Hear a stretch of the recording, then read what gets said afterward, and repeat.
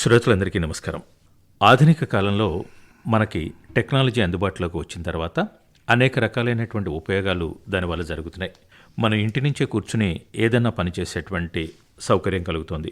ఏదైనా అప్లై చేయటం కానీ, లేకపోతే ఏదైనా కొనుగోలు చేయటం కానీ, ఏ రకమైనటువంటి ఎవరికైనా మెసేజ్ చేయటం కానీ, ఇవన్నీ కూడా చాలా సులువైపోయింది. అంటే ఒక రకంగా చెప్పాలంటే అది సెకండ్లలో పని అయిపోయింది. అయితే ఇక్కడే ఒక సమస్య ఎదురవుతోంది. ఒకటి కాదు, ఇది పలు రకాలుగా తీవ్రంగా ఉంది. అదే సైబర్ క్రైమ్. టెక్నాలజీని మనం ఏ విధంగా వాడుతున్నామో అదేవిధంగా నేరస్తులు కూడా ఈ టెక్నాలజీని వాడి మన అకౌంట్లో ఉన్నటువంటి సొమ్ముని సెకండ్లలో మాయం చేస్తున్నారు. దానివల్ల జీవితకాలం కూడబెట్టుకున్నటువంటి డబ్బులు, లేకపోతే ఏదైనా శుభకార్యాలకు, లేకపోతే ఏదన్నా మంచి కార్యక్రమానికి మనం అక్కడ ఇక్కడ తెచ్చుకున్నటువంటి డబ్బులు కూడా మన అకౌంట్లో ఉన్నట్లయితే క్షణాల్లో అవి మాయమైపోతున్నాయి. దానివల్ల మనం పడేటువంటి యాతన మామూలు విషయం కాదు. ఎందుకంటే డబ్బులు పోయిన తర్వాత అది చాలా ఇబ్బందికరం. అయితే భారతదేశంలో తెలంగాణ పోలీస్ విభాగం అత్యున్నతమైనటువంటి కృషి చేస్తోంది. ముఖ్యంగా సైబర్ క్రైమ్స్ విషయంలో దేశం మొత్తం మీద తెలంగాణ పోలీస్ వాళ్ళు చేసేటువంటి సహాయం కానీ, లేకపోతే వాళ్ళు ఆధునితనమైనటువంటి టెక్నాలజీని వాడుకుని ఈ సైబర్ క్రైమ్స్ని జరగకుండా చాలా రకాలైనటువంటి ప్రచారాలు చేస్తున్నారు. అదేవిధంగా వాటిని సాల్వ్ కూడా చేస్తున్నారు. దేశవ్యాప్తంగా చూసినట్లయితే తెలంగాణ పోలీస్ చాలా ముందంజలో ఉందని మనం చెప్పొచ్చు. అసలు సైబర్ క్రైమ్స్ ఎందుకు, ఎలా, ఏ విధంగా చేస్తారు అనేటువంటి విషయాలు మనకి ఎప్పటికప్పుడు అవగాహన ఉన్నప్పటికీ కూడా మనం ప్రతిసారి కూడా మోసపోతూనే ఉన్నాం. దీంట్లో చదువుకున్న వాళ్ళు ఉండటం మరీ విశేషం. మనం ఈరోజు సైబర్ క్రైమ్స్ గురించి డిఎస్పీ గారు కూజా విజయ్ కుమార్ గారు, cyber crimes police station, Warangal, వీరితో మాట్లాడి కొన్ని విషయాలు మనం తెలుసుకుందాం. సార్ నమస్కారం అండి. నమస్కారం సార్. సార్ అసలు సైబర్ క్రైమ్స్ అంటే ఏమిటి? First of all cyber crime అంటే కూడా అందరికి తెలిసి ఉండాలా. మామూలుగా ఏంటంటే ఎలక్ట్రానిక్ గ్యాడ్గెట్స్ యూజ్ చేసి, ఇంటర్నెట్తో అనుసంధానం చేయబడిన ఎలక్ట్రానిక్ గ్యాడ్గెట్స్ యూజ్ చేసి చేసే మోసాలను సైబర్ క్రైమ్ అంటారు. ఇందులో అక్యూజ్డ్ ఎవరు అనేది మనకు తెలియదు, ఎక్కడి చేస్తున్నారో తెలియదు, ఎక్కడి నుంచైనా చేయొచ్చు, ప్రపంచంలో ఎక్కడ ఏ మూలన కూర్చుండైనా చేయొచ్చు. కాకపోతే ఇందులో సైబర్ క్రైమ్ కిందికి రావాలంటే ఖచ్చితంగా ఎలక్ట్రానిక్ గ్యాడ్గెట్ యూజ్ చేసి ఉండాలా, ఇంటర్నెట్తో అనుసంధానం అయ్యి ఉండాలా. ఉన్నప్పుడు మాత్రమే దీన్ని సైబర్ క్రైమ్గా ట్రీట్ చేస్తారు. ఒకవేళ నేరస్తుడు తెలిసి ఉంటే మాత్రం దాన్ని మళ్ళీ మనం చీటింగ్ కింద చేసి లా అండ్ ఆర్డర్ పోలీస్ పంపిస్తాం. దానికి ఎక్స్పర్ట్ చేయాల్సిన అవసరం, ఎందుకంటే ఆల్రెడీ మన నేరస్తుని కనిపెట్టడం అనేది మన మెయిన్ టాస్క్ అది. కాబట్టి సైబర్ క్రైమ్లో ఈ యొక్క ఎలిమెంట్ ఉంటుంది అనమాట. కాబట్టి ఖచ్చితంగా ఎలక్ట్రానిక్ గ్యాడ్గెట్స్ యూజ్ చేయాలా, ఇంటర్నెట్ కలిగి ఉండాలా, నేరస్తుడు ఎవరు అనేది మనకు తెలిసి ఉండకూడదు, ఎవరికి, విక్టిమ్కు. అప్పుడు మాత్రమే దాన్ని సైబర్ క్రైమ్ అంటాం సార్. దాని మీద మనం ఫర్దర్గా ఇన్వెస్టిగేషన్ చేయడానికి వాళ్ళు పంపించిన ఆధారాలు ఏమి ఉన్నాయో అవన్నీ కూడా విక్టిమ్ దగ్గర ఉంటాయి. ఉదాహరణకి అంటే ఫోన్ నెంబర్ కావచ్చు, ఈమెయిల్ కావచ్చు, లేదంటే బ్యాంక్ అకౌంట్స్ కావచ్చు. వీటి ద్వారా ఎక్కువ చేయడానికి అవకాశం ఉంటుంది. కాబట్టి ఇవే మాత్రమే దొరుకుతాయి మనకు. ఆ దొరికిన వాటిని బట్టి మనం ఫర్దర్గా ఇన్వెస్టిగేషన్ చేసుకుని పోతుంటాం. ఇది సైబర్ క్రైమ్లో మెయిన్ ఎలిమెంట్ అనమాట. మనం చూసినట్లయితే సార్, ఇప్పుడు సాధారణంగా సైబర్ క్రైమ్ ఏదైతే అంటే ఒక రిజర్వ్ బ్యాంక్ ఆధ్వర్యంలో సుశిక్షితులైనటువంటి బాగా ఒక యంత్రాంగం ఉంటుంది, వాళ్ళ దగ్గర టెక్నాలజీ ఉంటుంది. ఆ టెక్నాలజీని దాటుకుని మామూలుగా మనం వింటున్నట్లయితే కొన్ని రాష్ట్రాల్లో ఉన్నటువంటి ఎక్కువగా చదువుకున్నటువంటి వాళ్ళు ఈ సైబర్ క్రైమ్స్ చేస్తున్నారని చెప్పి మనం చూస్తూ ఉంటాం. ఇది ఎలా సాధ్యం అవుతుందండి? అంటే మనకున్నటువంటి పటిష్టమైన యంత్రాంగం, బాగా చదువుకున్నటువంటి వాళ్ళు, మంచి మంచి టెక్నాలజీ తెలిసిన ఇంజనీర్సు ఒక పక్కన గవర్నమెంట్ వైపున ఉంటే, అంటే రిజర్వ్ బ్యాంకు లాంటివి పెద్ద సంస్థల్లో ఉంటే, ఒక మామూలు వ్యక్తులు ఈ టెక్నాలజీని దాటుకుని ఏ విధంగా క్రైమ్ చేయగలుగుతున్నారు? గుడ్ క్వశ్చన్ అండి. యాక్చువల్గా మనం అనుకుంటున్నాం ఏంటంటే సైబర్ క్రైమ్ చేసే వాళ్ళందరూ కూడా బాగా చదువుకున్న వాళ్ళు, టెక్నాలజీ మీద బాగా పట్టున్న వాళ్ళని. కానీ అట్లేం కాదు. ఇప్పుడు మేము ఇన్వెస్టిగేషన్లో డిఫరెంట్ స్టేట్స్కి వెళ్ళి పట్టుకొచ్చిన నేరస్తులను చూస్తే అందరూ కూడా 10th ఇంటర్మీడియట్ 1 or 2 పీపులే బీటెక్ గ్రాడ్యుయేట్స్ ఉన్నారు. మిగతా వాళ్ళందరూ కూడా 10th ఇంటర్మీడియట్ చదువుకుంటూ ఈ యొక్క సైబర్ క్రైమ్ చేస్తున్నారు. అయితే ఇందులో విచిత్రమైన విషయం ఏంటంటే ఎక్కువ మంది, ఒక 46% దాకా మంది టెక్నాలజీ తెలిసిన వ్యక్తులు, అంటే ఈ టెక్ పీపుల్ ఉంటారు కదా, వీళ్ళే మోసానికి గురవుతున్నారు వాళ్ళ చేతిలో. ఇది చాలా ఆశ్చర్యం కలిగించే విషయం మనకు. చదువుకున్న వాళ్ళే మోసానికి గురవుతున్నారు. చదువులేని వాళ్ళని మోసం చేయడం అంత ఈజీ కాదు. ఎందుకంటే వాళ్ళు పంపించే మెసేజ్ వీళ్ళు చదవాలా, వాళ్ళకి రిప్లై ఇవ్వాలా. అన్ఎడ్యుకేటెడ్ చేయలేడు ఆ పని, చదువుకున్న వాళ్ళే చేస్తారు. కాబట్టి ఎక్కువ మంది, ఇప్పుడు మనం మొన్న స్టాటిస్టిక్స్ ఇస్తే 46% ఆఫ్ పీపుల్ టెకీస్ ఉన్నారు. టెకీస్ అంటే టెక్నాలజీ తెలిసిన బీటెక్ గ్రాడ్యుయేట్సే కానీ, లేకపోతే సాఫ్ట్వేర్ ఇంజనీర్స్ కానీ, వీళ్ళే ఉన్నారు అనమాట. ఇది బాధాకరమైన విషయం. వాళ్ళని చాలా ఈజీగా మోసం చేయగలుగుతున్నారు వాళ్ళు. అంటే అసలు ఈ టెక్నాలజీని వాళ్ళు ఎలా దాన్ని అందిపుచ్చుకోగలుగుతున్నారండి? అంటే లేటెస్ట్ టెక్నాలజీని ఈ 10th మీరు చెప్పినట్లు ఈ 10th ఇంటర్ చదివినటువంటి వాళ్ళు ఈ టెక్నాలజీని వాళ్ళు ఎలా అందిపుచ్చుకోగలుగుతున్నారు? దీన్ని క్రాక్ చేయడం అంటే మామూలు విషయం కాదు కదా. ఒక రిజర్వ్ బ్యాంకు చేసినటువంటి మనకే మనం బ్యాంకుకు వెళ్తే ఎన్నో ప్రొసీజర్స్ ఉంటాయి, ఎన్నో పద్ధతులు ఉంటాయి. అలాంటిది ఒక ఎక్కడో మారుమూల గ్రామాల్లో కూర్చుని ఆర్గనైజ్డ్గా, పైగా మనం వింటున్నది ఏంటంటే వీళ్ళు బృందాలుగా ఊర్లు ఇలాంటి క్రైమ్స్ చేస్తున్నారని మనం వింటూ ఉంటాం. అది అసలు ఎలా సాధ్యం అవుతుందండి? యాక్చువల్గా వీళ్ళందరినీ కూడా ఈ నిరుద్యోగులు, తర్వాత ఆ ఊర్లో తిరిగే పిల్లలు 10th పాస్ అయ్యి కొంత ఇంగ్లీష్ వచ్చి, తర్వాత సెల్ ఫోన్ ఆపరేట్ చేయగలిగిన లేదా కంప్యూటర్ ల్యాప్టాప్ ఆపరేట్ చేయగలిగిన వ్యక్తులందరినీ కూడా గ్యాదర్ చేసి వాళ్ళకి ట్రైనింగ్ ఇస్తారు. ట్రైనింగ్ సెంటర్స్ ఉంటాయి. ఎట్లా మోసం చేయాలి, వాళ్ళు ఎట్లా మాట్లాడాలి, ఏం మాట్లాడితే ఏం మాట్లాడాలి అనేది కూడా చెప్తారు. చెప్పిన తర్వాత వీళ్ళు అందులో ఉన్న మెయిన్ వాళ్ళు ఏంటంటే కొన్ని ఫైల్స్ URLs క్రియేట్ చేస్తారు.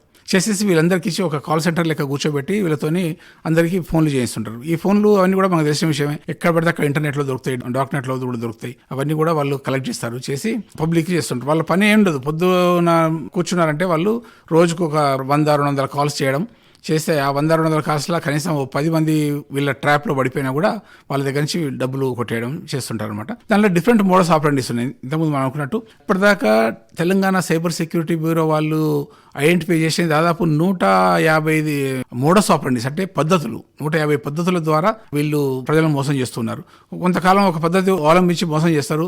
అది బాగా ప్రాచుర్యంలోకి వచ్చి అందరికీ అవేర్నెస్ వచ్చిన తర్వాత మళ్ళీ ఇంకో దానికి మారుతుంటారు అనమాట. అది మనం ముందు ఊహించని పద్ధతులు అవలంబిస్తారు. అంటే ఒక రకంగా చెప్పాలంటే చాలా అడ్వాన్స్ గా మనం ఊహించని పద్ధతులు వాళ్ళు చేస్తారు. వాళ్ళు చేసిన తర్వాతనే మళ్ళీ పోలీసు ఐడెంటిఫై చేసి ఈ రకం కూడా మోసం జరుగుతుంది అని దాన్ని ప్రివెంట్ చేయడానికి చేస్తున్నారు. అయితే ఇప్పుడు తెలంగాణ సైబర్ సెక్యూరిటీ బ్యూరో పెట్టిన తర్వాత మనం అడ్వాన్స్గా వాళ్ళు ఇంకేం చేయబోతారు అనే దాని కూడా ఒక వింగ్ ఉంది మనకు. ఆ వింగ్ వాళ్ళు ఇదే అనాలిసిస్ చేస్తుంటారు. తర్వాత దీని గురించి ఇంకా ఎట్లా చేస్తే సైబర్ క్రైమ్ ముందే అడ్వాన్స్గా దాని గురించి రీసెర్చ్ చేస్తుంటారు. చేసి ఏ రకంగా ఇంకా ప్రజల్ని మోసం చేయొచ్చు అని చెప్పేసి అవన్నిటి మీద కూడా అవేర్నెస్ తీసుకురావడానికి ప్రయత్నం చేస్తుంటారు అనమాట. కాబట్టి ఇట్లా మోడస్ ఆపరేటర్స్ డిఫరెంట్ చాలా ఉన్నాయి. అందులో ఈ మధ్యకాలంలో ఎక్కువగా జరిగే మోసాలు మాత్రం ఒక 5-6 ఉన్నాయి సార్. వీటిని ట్రెండింగ్ క్రైమ్స్ అంటారు. ట్రెండింగ్ లో ఉన్నాయి ఏంటి అంటే ఇప్పుడు ఇన్వెస్ట్మెంట్ ఈ మధ్య ఇవాళ రేపు అందరూ కూడా స్టాక్స్ మీద ఇన్వెస్ట్ చేస్తున్నారు. స్టాక్స్ మీద ఇన్వెస్ట్ అంటే lakhs of rupees లో ఉంటుంది. ఇది యాక్చువల్గా ఈ స్టాక్స్ మీద ఇన్వెస్ట్ చేయడం అనేది ఆ సైబర్ అఫెండర్లకు ఒక పెద్ద అడ్వాంటేజ్ అనమాట. వీళ్ళు ఏం చేస్తారంటే యాక్చువల్గా వీళ్ళు అందులో ఎంటర్ అయింది లీగల్ ప్లాట్ఫామ్లోనే ఎంటర్ అవుతారు. అది వెల్ రెప్యూటెడ్ ప్లాట్ఫామే ఉంటుంది స్టాక్ మనం పెట్టుబడులు పెట్టడానికి. అందులో ఎంటర్ అయిన తర్వాత అందులో యాజ్ ఒక కస్టమర్ లెక్క వీళ్ళు కూడా ఉంటారు, ఎవరో అఫెండర్స్ కూడా ఉంటారు. వీళ్ళు అందరిని అబ్జర్వ్ చేస్తుంటారు, కొత్తగా ఎవరు వచ్చారు ఏం కదా, వీళ్ళు ఏంటి అనేది అబ్జర్వ్ చేసి మెల్లగా వీళ్ళని ట్రాప్ చేస్తారు. చేసేసి వీళ్ళతో వాట్సాప్ గ్రూప్లను లేకుంటే వీళ్ళ ఫోన్ నెంబర్లతో మాట్లాడేసి మీకు వీళ్ళు ఇలా చేస్తున్నారు కదా అంటే నేను కూడా చేస్తున్నా, ఇట్లా బాగుంది కానీ ఇంకొక ప్లాట్ఫామ్ ఉంది అది చాలా బాగుంది, ఎక్కువ మనకు రిటర్న్స్ ఉన్నాయని చెప్పేసి వాళ్ళని వేసి ట్రాప్ చేసి వాళ్ళని పక్క దాంట్లో గుంచుతారు. గుంచాక అది ఫ్రాడ్ అనమాట. అయితే ఎవరైతే కొద్దిగా గ్రీడ్ ఉండి ఈజీ మనీ సంపాదించాలి, తొందరగా మనం డెవలప్ కావాలా, ఎక్కువ మనీ రావాలనుకునే వాళ్ళకి అట్రాక్ట్ అయ్యి అందులోకి వెళ్ళేసి మోసపోతున్నారు. ఇది చాలా జాగ్రత్తగా చూడాలి. మనము ఆన్లైన్లో పరిచయమైన వ్యక్తులు ఏదైనా వేరే ప్లాట్ఫామ్లోకి రమ్మంటే, వేరే దగ్గర పెట్టుబడులు పెట్టుకుంటే మాత్రం 1-2 సార్లు ఆలోచించాలి మనం. ఈజీగా వాళ్ళు ఎవరు చెప్తే వాళ్ళు ఎవరో ఏంటో తెలియకుండా, ఎందుకంటే వాళ్ళు చెప్పే మాటలు కూడా అట్లే ఉంటాయి. వాళ్ళ డిజిగ్నేషన్తో పాటు చెప్తారు, మేము ఇంత స్టాక్స్లో మాకు ఇంత అనుభవం ఉంది, నేను మెంటర్ని అంటారు, ఇంకేదో అంటారు, ఇంతే అంటారు. వాళ్ళకి ఆ స్టాక్స్లో ఉన్న టెక్నాలజీ ఉంటుంది. అవన్నీ యూజ్ చేసేసరికి వీళ్ళు నిజమే కావచ్చు, వీళ్ళు ఇంత ఖచ్చితంగా మాట్లాడుతున్నారు, స్టాక్స్ గురించి ఇంత మాట్లాడుతున్నారు అన్న విషయంలో మనం మోసపోయే అవకాశం ఉంది. చాలా మంది చదువుకున్న వాళ్ళు స్టాక్స్లో పెట్టే వాళ్ళు కూడా మోసపోయారు. దానికి కారణాలు మనం చెప్పడం ఏంటంటే కొంత ఎక్కువ ఈజీ మనీ రావాలని చెప్పి ఇటువంటి మోసాలు ఉంటాయని తెలియకపోవడం కానీ, టెక్నాలజీ మీద అవగాహన లేకపోవడం కానీ, ఇవన్నీ కూడా దీనికి దారితీస్తున్నాయి. సార్, ఇప్పుడు మీరు చెప్పిన దానికి మామూలుగా ఇన్ఫ్లుయెన్సర్స్ అని ఇప్పుడు యూట్యూబ్లో వస్తున్నారు. అంటే మామూలుగా ఆర్టికల్స్ రాసేవాళ్ళు కానీ, యూట్యూబ్లో వచ్చేవాళ్ళు కానీ, అంటే ఈ స్టాక్స్ని లేకపోతే ఇన్వెస్ట్మెంట్ని ఎట్లా చేయాలి అనేటువంటిది, అంటే దీనికి రకరకాలైనటువంటి ప్లాట్ఫామ్స్ కూడా, అంటే ఆర్గనైజేషన్స్ కూడా ఈ ఇన్ఫ్లుయెన్స్ని వాళ్ళకి కొంత మనీ ఇచ్చి వాడుతున్నారని, ఈ ఇన్ఫ్లుయెన్స్ని నమ్మటం వల్ల కూడా ఏమైనా ఎటువంటి ఇబ్బందులు వస్తుంటాయా?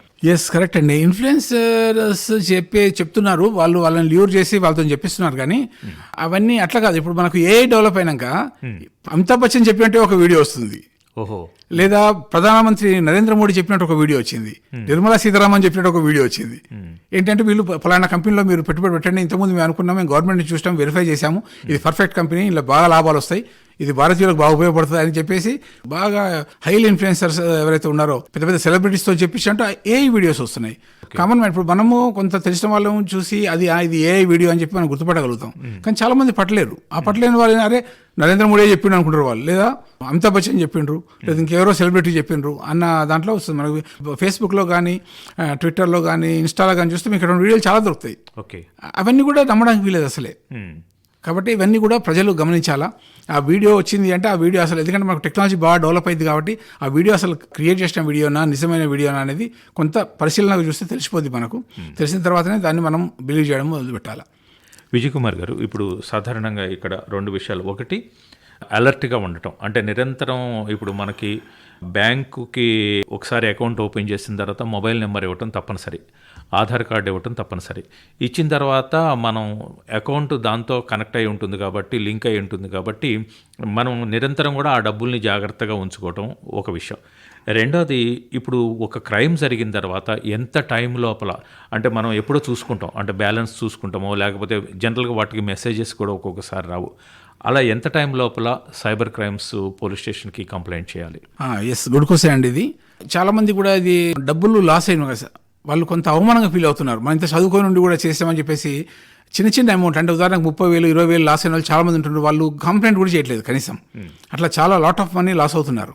బాగా ఎక్కువ నష్టపోయిన వాళ్ళే బాగా బాధపడి ఇప్పుడు పోలీస్ స్టేషన్కి వస్తున్నారు. అయితే వీళ్ళు ఏంటంటే, ఇప్పుడు మనకు తెలంగాణ సైబర్ సెక్యూరిటీ బ్యూరో ఆవిర్భవించిన తర్వాత 1930 అనే ఒక హెల్ప్ లైన్ పెట్టారు. అది 24/7 పనిచేస్తుంది. టోల్ ఫ్రీ నెంబర్ అనమాట, సైబర్ హెల్ప్ లైన్. అది దానికి వీలైన తొందరలో కాల్ చేయగలాలి. మనము అఫెన్స్ జరిగింది, మనం అఫెన్స్ ఐడెంటిఫై చేసాం, ఎస్ నేను మోసపోయినా అని చెప్పేసి. మోసపోయినా ఎవరికైనా చెప్తే మనం ఇబ్బంది పడకుండా, లేకపోతే వాళ్ళు అనుకుంటారు అరే ఇంత కూడా తెలియలేదు అనుకుంటారు అని చెప్పి అనుకునే మనస్తత్వం వాళ్ళు చాలా మంది ఉంటారు. చెప్తే మన పరువు ఎక్కడ పోద్దు అని. అట్లా కాకుండా వెంటనే కనుక మనం చేయగలిగితే 1930 వెళ్తే, ఆ 1930 అనేది ఒక మంచి బ్యూటిఫుల్ టూల్ అనమాట. మనము మనకు జరిగిన అఫెన్స్, మనకు జరిగిన లాస్ని కనుక చెప్పేసి వాళ్ళకు సంబంధించింది, వాళ్ళు అది కాల్ సెంటర్ ఉంటుంది. ఆ కాల్ సెంటర్ 24/7 పనిచేస్తుంటుంది. అయితే ఇందులో వచ్చిన ప్రాబ్లం ఏంటంటే, చాలా మంది కంప్లైంట్ చేశారంటే మేము కాల్ చేస్తే కలుస్తలేదు సార్. అది ఎట్లా ఉంటుందంటే, కాల్ కంటిన్యూ కొడుతూ ఉండాలా. ఎవరు విక్టిమ్ కంటిన్యూ కొడుతుంటే, ఎందుకంటే అక్కడ 20 మెంబర్స్ కూర్చొని వాళ్ళు కాల్స్ రిసీవ్ చేసుకుంటారు. ఆ సిస్టమ్ ఎట్లుంటుందంటే, ఏ మెంబర్ దగ్గర కాల్ అయిపోతుందో అది ఆటోమేటిక్ కనెక్ట్ అవుద్ది. అయితే మనం కొడుతూ ఉండాలన్నమాట. కొందరు ఒకసారి కొట్టేసి ఆగారే కలసలేదు అని అంటే అట్లా కుదరదు. అట్లా కంటిన్యూ కాల్ కానీ ఉంటే విత్ ఇన్ 5-10 minutesలో మనకు కాల్ కలిసిపోద్ది. కలిసిపోయినప్పుడు మనం మనకున్న ప్రాబ్లం కానీ, మనం రిసీవ్ చేసుకున్న మెసేజ్ కానీ, మనం రిసీవ్ చేసుకున్న స్క్రీన్ షాట్స్ కానీ వాళ్ళు అడుగుతారు, పెట్టాలా, మన ఆధార్ కార్డు అడుగుతారు, నెంబర్ అడుగుతారు. అవన్నీ చెప్పినాక వన్స్ ఒకసారి 1930 టూల్ అందులోకి మనం ఇన్ఫర్మేషన్ ఇచ్చినాక వాళ్ళు దాన్ని సబ్మిట్ చేసినప్పుడు వెంటనే అది అన్ని బ్యాంకులకు ఇన్ఫర్మేషన్ వెళ్ళిపోయి మనం దగ్గర నుంచి పోయిన అమౌంట్, ఆ మనీ ట్రాన్సిట్ చూస్తారు, మనీ ఫ్లో చూస్తారు, మన అకౌంట్ నుంచి ఏ అకౌంట్కి పోయింది. ఆ అకౌంట్లో కనుక ఆ మనీ ఉంటే ఆ అకౌంట్ అక్కడనే ఫ్రీజ్ అయిపోద్ది. ఫ్రీజ్ అయిపోయినాక ఆ ఫ్రీజ్ అయిన అమౌంట్ మనం వాపస్ తెప్పించుకోవచ్చు. అయితే ఇది ఇప్పుడు మామూలుగా యాక్సిడెంట్ కేసుల్లో మీరు గోల్డెన్ అవర్ అనే పేరు వినుంటారు. ఎవరైనా యాక్సిడెంట్ కాగానే మనం వెంటనే 1 hourలో కనుక మనం ఇంజూర్డ్ పర్సన్ హాస్పిటల్కి పోతే ఆయన లైఫ్ సేవ్ చేయొచ్చు. దాన్ని గోల్డెన్ అవర్ అంటారు. సైబర్ క్రైమ్లో కూడా గోల్డెన్ అవర్ ఉంది. మీరు లాస్ అయిన అని తెలుసుకున్న విత్ ఇన్ 1 hourలో కనుక మనం 1930 కాల్ చేయగలిగితే, మీరు ఎక్కడి నుంచైనా కాల్ చేయొచ్చు, అది టోల్ ఫ్రీ. 1930 కాల్ చేసి మనం రిపోర్ట్ చేయగలిగితే మన పైసలు అన్ని కూడా సేవ్ చేసుకోవచ్చు. ఒక్క పైసా కూడా లాస్ కాదు. ఎందుకంటే ఈ 1 hour పీరియడ్లో వాడు వేరే బ్యాంకులకు పోయి ఏటీఎంలో పెట్టి డ్రా చేసుకోవడమో, లేకుంటే చెక్ ఇచ్చేసి డ్రా చేసుకోవడం కుదరదు అనమాట. గోల్డెన్ అవర్ అంటే దీంట్లో కూడా గోల్డెన్ అవర్ ఉంటుంది, అన్ని పైసలు. ఎందుకంటే మనం మొన్న 4-5 కేసులలో కూడా ₹1,00,00,000 కూడా ఫ్రీజ్ అయిపోయి మళ్ళీ వాపస్ తెప్పించాం. వెంటనే ₹1 crore లాస్ అయినా కూడా వాపస్ తెప్పించాం. lakhs of rupees ఫ్రీజ్ అయిపోయినాయి అనమాట. అవి అంటే పుట్ ఆన్ హోల్డ్ అంటారు. పుట్ ఆన్ హోల్డ్ అయిపోతే వాటిని మనం వాపస్ తెప్పించాం. చాలా మంది తెలియదు. అందుకే చాలా మంది ఏంటంటే అవమానంగా ఫీల్ అయ్యి లేట్గా కంప్లైంట్ చేస్తే, లేట్ అయిన కొద్దీ మనకు లాస్ అవుతుంది. వాళ్ళు ఎక్కడో విత్డ్రా చేసుకుంటారు. తర్వాత ఈ అఫెండర్స్ ఏం చేస్తారు, ఒక అకౌంట్ నుంచి అమౌంట్, ఉదాహరణకు మీ అకౌంట్ నుంచి ఒక 50,000 వేరే అకౌంట్కి, ఫ్రాడ్స్టర్ అకౌంట్కి పోయింది అనుకోండి. పోగానే ఫ్రాడ్స్టర్ వెంటనే ఆ అకౌంట్లో అక్కడనే విత్డ్రా చేసుకోవడం దాన్ని మళ్ళీ అక్కడి నుంచి ఒక 10 అకౌంట్లకు స్ప్రెడ్ చేస్తారు అనమాట. 10 అట్లా ₹1,00,000 పోయి అనుకోండి, మళ్ళీ 10 అకౌంట్లో 10,000 వెళ్ళిపోతాయి. మళ్ళీ అక్కడి నుంచి అట్లా స్కాటర్ అయిపోతుంటుంది అనమాట. ఇప్పుడు ఉదాహరణకి ఏంటంటే, మీకు అఫెండర్ ఎక్కడో రాజస్థాన్లో ఉంటాడు, మీ ఈ అకౌంట్ డబ్బులు తమిళనాడులో డ్రా అవుతాయి. అట్లా సైబర్ క్రైమ్, అందుకే ఇది ఇన్వెస్టిగేషన్లో కూడా చాలా ప్రాబ్లం అయ్యేది ఇక్కడ అనమాట. ఎక్కడెక్కడో దేశంలో డ్రా అవుతుంటాయి అనమాట పైసలు. మనం ఆ ఇన్వెస్టిగేషన్లో పట్టుకోవడానికి ట్రై చేస్తుంటాం. అయితే ఉండే అఫెండర్ దగ్గర ఉంటాడు, మనీ దగ్గర డ్రా అవుతుంటుంది. కాబట్టి ఇవన్నీ గుర్తుపెట్టుకోవాలి. అంటే వెంటనే వీళ్ళని తొందరగా చేయడం వల్ల మనం దాన్ని ఎక్కువ స్కాటర్ కాకుండా చూడవచ్చు. తర్వాత ఆ మనీ ఫ్లో చూసేసి ఏ అకౌంట్లో ఉందో ఆ అకౌంట్ వెంటనే ఆటోమేటిక్గా ఫ్రీజ్ అయిపోద్ది. ఆ ఫ్రీజ్ అయిపోయిందంటే ఆ అకౌంట్లో మళ్ళీ వీళ్ళు ఫర్దర్ ట్రాన్సాక్షన్ చేయడానికి ఉండదు, డబ్బులు వేయలేరు తీయలేరు. ఓహో. మనకు ఎన్సీఆర్పీ పోర్టల్ ఉంటుంది, ఆ పోర్టల్ ద్వారా చూసేసి మనం వాళ్ళకి లెటర్ పెట్టేసి దానికి ఒక ప్రొసీజర్ ఉంది, ఆ ప్రొసీజర్ ద్వారా మళ్ళీ మనం వన్స్ డబ్బులు ఇప్పించుకోవచ్చు. చాలా మంది కూడా అట్లా డబ్బులు ఇప్పించాం మనం పోలీస్ స్టేషన్ స్టార్ట్ అయినాక, లాక్స్ ఆఫ్ రూపీస్. ఈ సంవత్సరం అంటే 2024లో 128 కోట్ల రూపాయలు వాపసు ఇప్పించాం అట్లా. వండర్ఫుల్. మొత్తం ఎంటైర్ స్టేట్ లో అది మనం ఇండియాలోనే టాప్ లో ఉన్నాం. మొత్తం ఎంటైర్ ఇండియాలో కూడా ఈ మెథడ్ అడాప్ట్ చేసుకొని రిఫండ్ ప్రాసెస్ చేయడంలో తెలంగాణ సైబర్ సెక్యూరిటీ బ్యూరో చాలా టాప్లో ఉంది. సార్, ఇప్పుడు మీరు చెప్పినట్లు ఇప్పుడు మనకు కొన్ని సామెతలు ఊరికే పట్టవు అనమాట. అంటే ఏదో అంటారు కదా, ఏదో కొట్టినందుకు కాదు తోడుకోళ్ళు తెప్పినందుకు. కానీ ఇప్పుడు మనకి ఒక క్రైమ్ జరిగిన తర్వాత మళ్ళీ మనం కంప్లైంట్ చేస్తే పోలీసులు ఏమన్నా అంటారేమో, లేకపోతే అదొకటి. రెండో పాయింట్ ఏంటంటే మనం ఆ పోయిన బాధలో 10 మందికి చెప్పుకుంటూ ఉంటాం అనమాట. మీరు చెప్పినట్లు ఈ సమయం వృధా అయిపోతుంది. పోలీస్ స్టేషన్కి వచ్చి కానీ లేకపోతే 1930 మనం కంప్లైంట్ చేసినట్లయితే అప్పుడు వాళ్ళు రిసీవ్ చేసుకునే విధానం ఎలా ఉంటుంది? ఎందుకంటే ఒక బాధలో ఉన్నటువంటి వ్యక్తి అప్పుడు మైండ్ సరిగా పనిచేయదు. అప్పుడు పోలీస్ డిపార్ట్మెంట్ కానీ లేకపోతే మీరు చెప్పినట్లు కాల్ సెంటర్లో ఉన్నటువంటి వ్యక్తులు కానీ వాళ్ళు ఏ విధంగా రియాక్ట్ అవుతారు? సార్ చాలా బాగా రియాక్ట్ అవుతారు సార్. వాళ్ళు చాలా పొలైట్గా మాట్లాడతారు. ఎందుకంటే వాళ్ళు అందరూ కూడా దే ఆర్ నాట్ పోలీస్. వాళ్ళని మనం అవుట్ సోర్సింగ్ తెచ్చిపెట్టుకున్న వ్యక్తులు ఉంటారు అనమాట. ఓకే. వాళ్ళకు ముందే ట్రైనింగ్ కూడా ఇస్తాం. ఎందుకంటే వీళ్ళు చాలా బాధతో ఎగోనితో మాట్లాడుతుంటారు. మనం వాళ్ళని హట్ చేయొచ్చు. ఇప్పుడు నార్మల్ పోలీస్ స్టేషన్, లాండర్ పోలీస్ స్టేషన్ సంగతుల్లో కూడా యాక్చువల్గా చాలా మార్పులు వచ్చినాయి. పోతే ఇప్పుడు చాలా రిసెప్షన్స్ పెట్టేసి మంచిగా రిసీవ్ చేసుకుంటున్నారు పోలీసులు. పోలీస్ డిపార్ట్మెంట్లో ఇంతకుముందు ఉన్నట్టు లేదు. అయితే కాకపోతే చాలా మంది పోలీస్ స్టేషన్ పోవడానికే వెనకటి నుంచి వాళ్ళు ఎన్నో అనుభవించి ఉండి అది భయపడుతుండొచ్చు బహుశా. కానీ మీకు మంచి రిసెప్షన్ దొరుకుతుంది పోగానే. ఇక్కడ కూడా అంతే, మీరు కాల్ చేయగానే వాళ్ళు ప్రాపర్గా రిసీవ్ చేసుకుంటారు. చేసుకొని మీకు చిన్న ప్రాబ్లం ఏంటో చెప్పని అడుగుతారు. చెప్పిన తర్వాత వాళ్ళు ఒకవేళ అది ఎటువంటి టైప్ ఆఫ్ మోడస్ ఆపరెండి అనేది వాళ్ళు చెప్తారు. చెప్పిన తర్వాత వాళ్ళు దానికి ఏం కావాలనో వాళ్ళు అడుగుతారు. నీకేం వచ్చింది ఇన్ఫర్మేషన్ వాళ్ళ దగ్గర నుంచి, అవన్నీ కూడా మాకు పెట్టండి అంటారు. చాలా పొలైట్గా మాట్లాడతాను. దాని గురించి ఎవరు వరి అవ్వద్దు. కావాలంటే మీరు ఒకసారి టెస్ట్ కూడా చేయొచ్చు. కాకపోతే వాళ్ళ టైం వేస్ట్ అవుద్ది.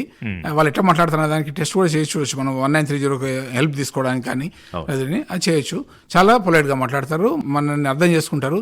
తర్వాత మనని ప్రాపర్గా గైడ్ చేస్తారు. ఏం చేయాలనేది కూడా ప్రాపర్గా గైడ్ చేస్తారు.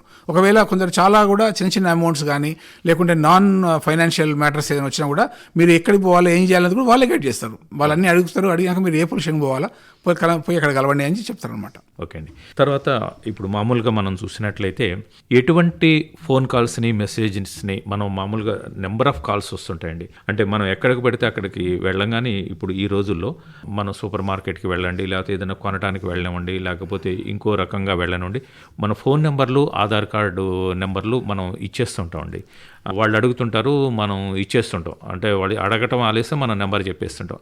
ఈ ఫోన్ నెంబర్లు ఇవ్వటం, ఆధార్ కార్డు నెంబర్లు ఇవ్వటం వల్ల ఇబ్బంది ఉంటుందంటారా? కొంతవరకు ఉంటుందండి. ఇంతకుముందు కూడా మనం చాలా చూసాము. ఫోన్ నెంబర్లు షాపింగ్ మాల్స్లలో అక్కడిక్కడ కలెక్ట్ చేస్తుంటారు. కలెక్ట్ చేసిన తర్వాత వాళ్ళు అదొక రకమైన మోసం. ఏంటంటే వాళ్ళ బిజినెస్ ప్రమోట్ చేసుకోవడానికి మన అడ్రస్ ఉంటుంది, మన ఫోన్ నెంబర్ ఉంటుంది, మళ్ళీ మనకు కాల్ చేసో లేకపోతే మనకు మెసేజ్ పంపో మీకు గిఫ్ట్ వచ్చింది వచ్చి కలెక్ట్ చేసుకోండి అని చెప్తారు. ఆ గిఫ్ట్ గురించి పోతే కూర్చోబెట్టి వాళ్ళ బిజినెస్ ప్రమోషన్ అంతా చెప్తాంటారు. వచ్చినాక వాళ్ళని బలవంత పెట్టి వాళ్ళ బిజినెస్లో జాయిన్ చేయించడమో లేకపోతే మొత్తం పర్చేజ్ చేయించడమో చేస్తుంటారు. అదొక రకమైన బిజినెస్ చేస్తుంటారు. అట్లా కాకుండా ఇప్పుడు ఏంటంటే సైబర్ క్రైమ్ అయిన తర్వాత ఈ ఫోన్ నెంబర్స్ కానీ ఆధార్ కార్డు ద్వారా అది ఒక అఫెండర్ల చేతిలోకి పోతే వాళ్ళు మన ఆధార్ కార్డు యూజ్ చేసేసుకొని వాళ్ళు వేరే సిమ్స్ తీసుకొని ఆ సిమ్స్ ద్వారా అఫెన్స్ చేసే అవకాశం ఉంటుంది. అది ఎవరికైనా పంపించే అవకాశం ఉంటుంది.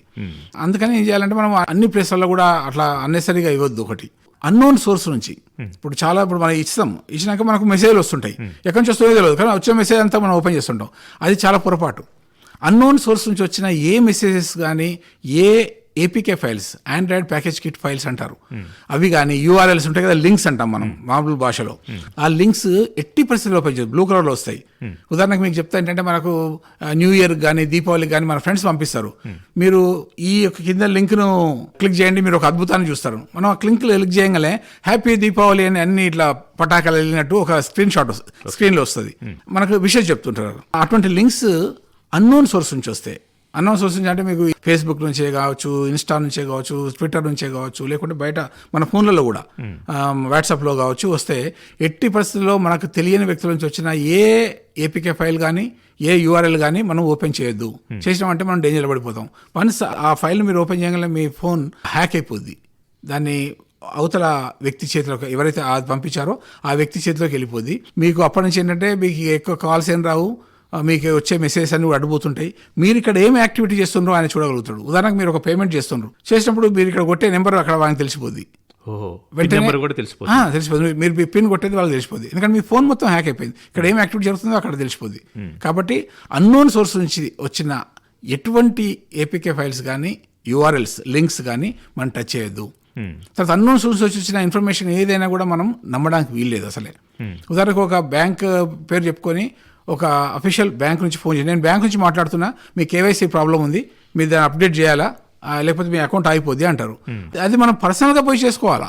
అంతేకాని లేదు సార్ ఇప్పుడు చెప్పండి మేము ఆన్లైన్లో చెప్పేస్తాం ఇన్ఫర్మేషన్ 80% అనవద్దు అన్నారు అనుకోండి, మనం వాళ్ళకి చెక్కినట్టే, అఫెండర్ వాళ్ళకి చెప్పినట్టే. ఎందుకంటే ఏ బ్యాంక్ వాళ్ళు కూడా ఫోన్లు చేసి మన కేవైసీ అప్డేట్ చేసుకోమని చెప్పేసి అదే ఆన్లైన్లో చేసుకోమని చెప్పారు.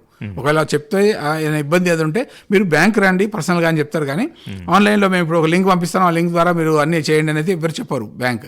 ఎందుకంటే బ్యాంకులో క్లియర్ ఇన్స్ట్రక్షన్స్ ఉన్నాయి, అట్లా చెప్పొద్దని. వాళ్ళు కూడా మనకు కూడా వాయిస్ దాంట్లో అంత వస్తున్నాయి, ఏ బ్యాంకు కూడా ఎప్పుడు కూడా మేము ఇన్ఫర్మేషన్ తీసుకోము ఆన్లైన్లో అని చెప్పేసి. ఓకే. కాబట్టి ఇవన్నీ కూడా ఆడియన్స్ చాలా జాగ్రత్తగా ఉండాలి. ఏంటంటే ఎటువంటి ఏపీకే ఫైల్స్ కానీ యూఆర్ఎల్స్ కానీ అన్నోన్ సోర్సెస్ వచ్చాయి. నోన్ సోర్స్ అంటే ఇప్పుడు మీకు నేను తెలుసు, పరిచయం ఉన్నా, నా దగ్గర నుంచి వచ్చింది, మీరు నొక్కొచ్చే పర్లేదు, రేపు ఏమైనా అయితే కూడా మీరు నన్ను పట్టుకోవచ్చు.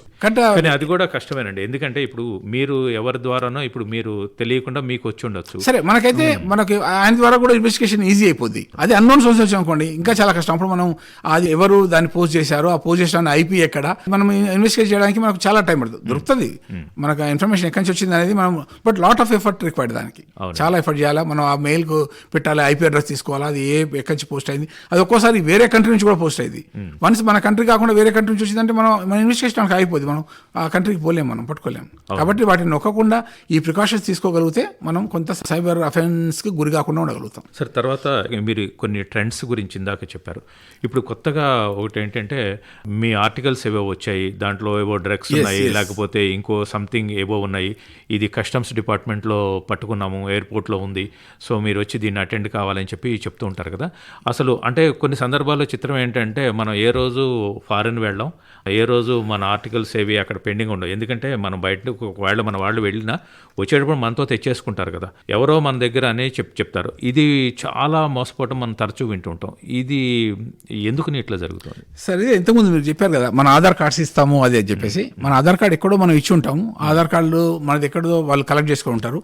మీకు ఫైన్ డే ఒక కాల్ వస్తుంది. ఆ కాల్లో ఏమైనా అంటే నేను ట్రాయ్ నుంచి మాట్లాడుతున్నాను, టెలికామ్ అథారిటీ ఆఫ్ ఇండియా నుంచి మాట్లాడుతున్నాను, విత్ ఇన్ 1-2 అవర్స్లో మీ ఫోన్ బంద్ అయిపోద్దండి అని చెప్తారు. ఎందుకు ఏంటంటే మీ ఆధార్ కార్డు ద్వారా ఇంకొక నెంబర్ తీసుకున్నారు ఎవరో వ్యక్తులు, వాళ్ళు దాని మీద అఫెన్స్ చేశారు. ఆ అఫెన్స్ బాంబేలోనో ఢిల్లీలో ఎక్కడో మెట్రోపాలిటన్ సిటీ చెప్తారు, మన దగ్గర కాకుండా దూరంది, ఆడ కేసు రిజిస్టర్ అయింది. కాబట్టి మీరు అంటే ఏం కేసు అయింది అని మనం అడుగుతాం. మీ మీద కిడ్నాప్ కేసు అయింది, లేకుంటే ఈ ఆధార్ కార్డు ద్వారా ఒక షిప్మెంట్ ఏదో వచ్చింది, అందులో చూస్తే చైల్డ్ ఫోటోగ్రఫీ సిడీస్ ఉన్నాయి, లేదా డ్రగ్స్ ఉన్నాయి, లేదా కాంట్రాబ్యాండ్ ఐటమ్స్ ఉన్నాయి అని చెప్తారనమాట. చెప్పేసరికి మనం ఆటోమేటిక్గా మనం షాక్ గురవుతాం. ఎందుకంటే మన ఫోన్ నెంబర్ చెప్తున్నాడు, మన ఆధార్ కార్డు ఉంటుంది దాని దగ్గర, ఆధార్ కార్డు పర్టికులర్స్ చెప్తున్నారు. ఇవన్నీ చెప్పేసరికి మన ఆధార్ కార్డు వానికి తెలిసి ఉంటుంది, మీకు ఎక్కడి నుంచో వచ్చింది, పార్సల్ వచ్చిందని చెప్తే మనం నమ్మాల్సి వస్తుంది.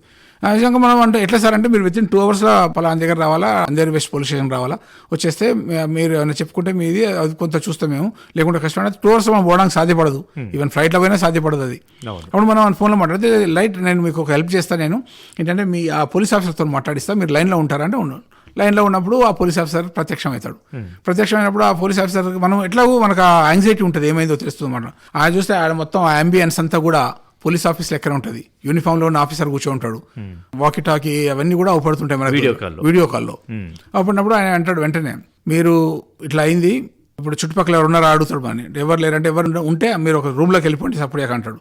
రూమ్లోకి పోగానే మీరు ఇప్పుడు మిమ్మల్ని డిజిటల్ అరెస్ట్ చేస్తున్నాం, మిమ్మల్ని మీ మీద కేసు ఉంది, మీరు పంపించే మీ ఆధార్ కార్డు ద్వారా బుక్ అయిపోయిన ఆ కన్సైన్మెంట్లో చైల్డ్ పోర్నోగ్రఫీ, డ్రగ్స్ అని లేనిపోయి అని చెప్తారనమాట. చెప్పగానే మనం పరిశాన్ అయిపోతాం.